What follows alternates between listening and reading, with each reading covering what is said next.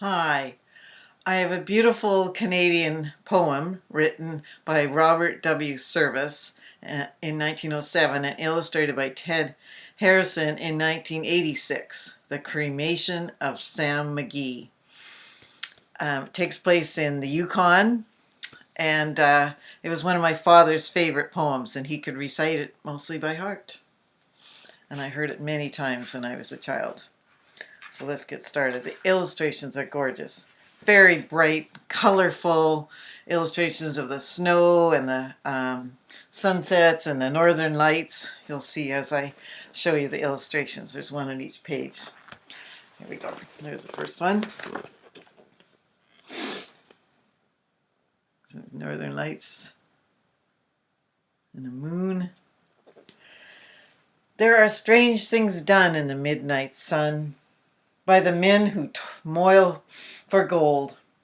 The Arctic trails have their secret tales that would make your blood run cold. The northern lights have seen queer sights, but the queerest they ever did see was the night on the marge of Lake LaBarge I cremated Sam McGee. Here's the next page illustration. Like a dog sled running through town. Now Sam McGee was from Tennessee, where the cotton blooms and blows. Why he left his home in the south to roam round the pole, God only knows. He was always cold, but the land of gold seemed to hold him like a spell, though he'd often say in his own homely way that he'd sooner live in hell. On a Christmas day, we were mushing our way over the Dawson Trail. Talk of your cold. Through the parka's fold it stabbed like a driven nail.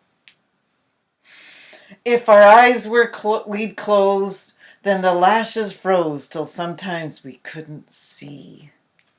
It wasn't much fun, but the only one to whimper was Sam McGee. Another beautiful illustration on the next page.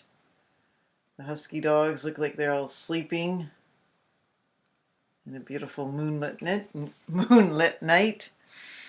And that very night as we lay packed tight in our robes beneath the snow, and the dogs were fed and the stars overhead were dancing heel and toe. He turned to me and, "Cappy," says he, "I'll cash in this trip, I guess. And if I do, I'm asking that you won't refuse my last request." Here's the same illustration that was on the cover. Lots of beautiful color. Well, he seemed so low that I couldn't say no. Then he says with a sort of moan, "It's the cursed cold and it's got right hold till I'm chilled clear through to the bone. Yet 'tain't being dead, it's my awful dread of the icy grave that pains. So I want you to swear that foul or fair, you'll cremate my last remains." A pal's last needs is a thing to heed. So I swore I would not fail, and we started on at the streak of dawn. But God, he looked ghastly pale. He crouched on the sleigh, and he raved all day of his home in Tennessee. And before midnight, a corpse was all that was left of Sam McGee. Speaking of corpses, looks like a caribou head there as they mush on with their dog sled. There wasn't a breath in the land of death, and I hurried horror-driven with a corpse half hid that I couldn't get rid because of a promise given. It was lashed to the sleigh, and it seemed to say, "You may tax your brawn and brains, but you promised true, and it's up to you to cremate those last remains." And there you can see Sam McGee on the sled. Now a promise made is a debt unpaid, and the trail has its own stern code. In the days to come, though my lips were dumb, in my heart how I cursed that load. In the long, long night, by the lone firelight, while the huskies round in a ring howled out their woes to the homeless snows, oh God, how I loathed that thing.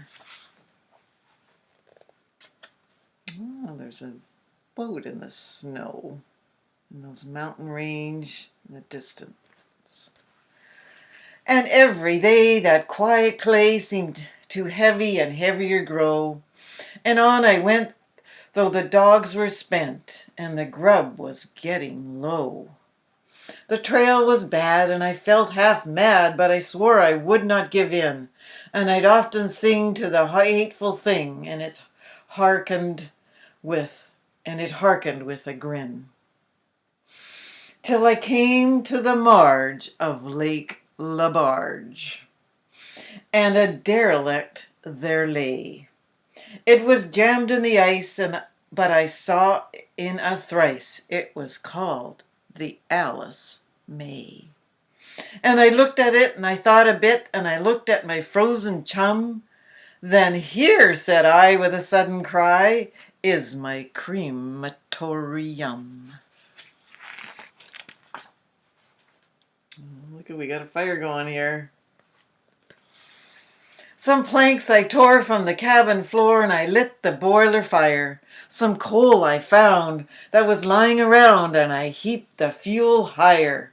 The flames just soared and the furnace roared, such a blaze you seldom see. And I burrowed a hole in the glowing coal, and I stuffed in Sam McGee. There you can see the billowing smoke. Then I made a hike, for I didn't like to hear him sizzle so. And the heavens scowled, and the huskies howled, and the wind began to blow. It was icy cold, but the hot sweat rolled down my cheeks, and I didn't know why. And the greasy smoke in an inky cloak went streaking down the sky.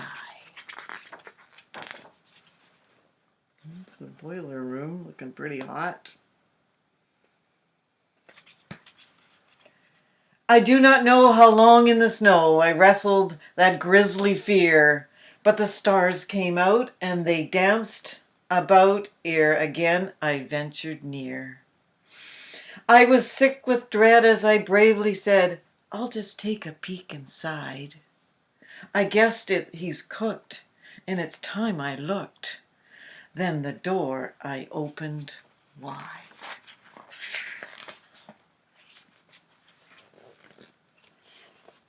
Someone looks happy.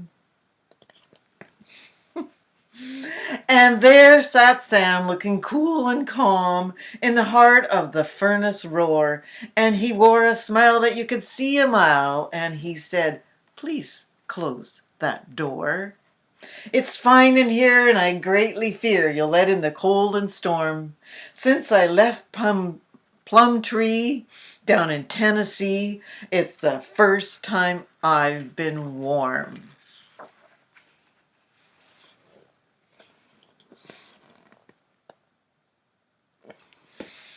There are strange things done in the midnight sun by the men who moil for gold. The Arctic trails have their secret tales that would make your blood run cold. The Northern Lights have seen queer sights, but the queerest they ever did see was that night on the marge of Lake LaBarge I cremated Sam McGee. There you go. A classic and beautifully told and illustrated story from the North. Very Canadian story. Some people might find it disturbing, but I find it quite beautiful, and just the memory of my father reading it. And it's my son lives in the North in Whitehorse with my granddaughter and my daughter-in-law. So I'm dedicating this story to them. I hope you enjoy it too.